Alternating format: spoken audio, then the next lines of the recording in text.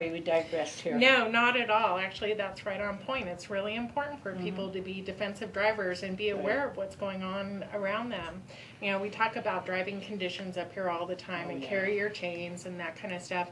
And most people, you know, especially on the local show like this, most people think, oh, that really pertains to tourists that are coming up the hill. That doesn't pertain to me at all. But just in the last couple of weeks, we've had several really bad accidents involving locals, and it's because of the weather conditions that we're having right now. It's a little bit warmer during the day, so the snow is melting. It's really cool at night, still below freezing temperatures.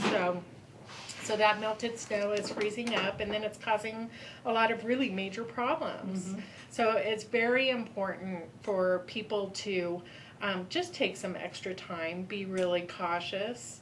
You know, even though the roads, like you're saying with the black ice, even though the roads may look like they're dry, that there's not anything on them, you can't be certain of that. And too many locals say, I know the roads. Yes, yes. I know the roads where they go, but I don't know the road condition. We hear that all the time. I mean, in snow conditions, people usually do slow down.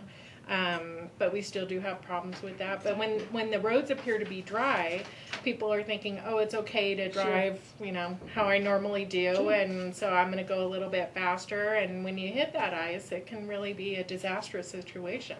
Yeah, it's awful. It causes accidents, deaths, and just changes a lot of lives is what it does. In an instant. Oh, blink and I blink. And what else do we have to talk about?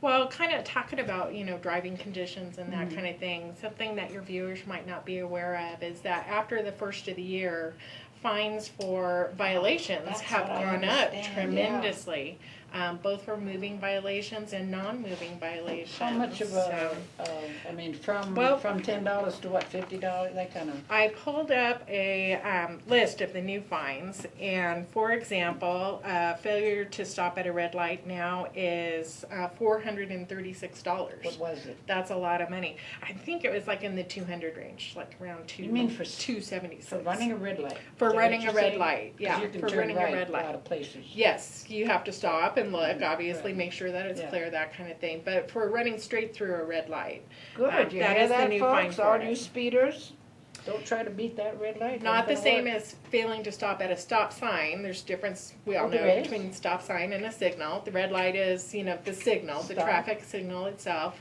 But on neighborhood streets, residential neighborhood streets, where you have the stop signs, that's a separate fine. That's $214. So not as much. Why is it separate?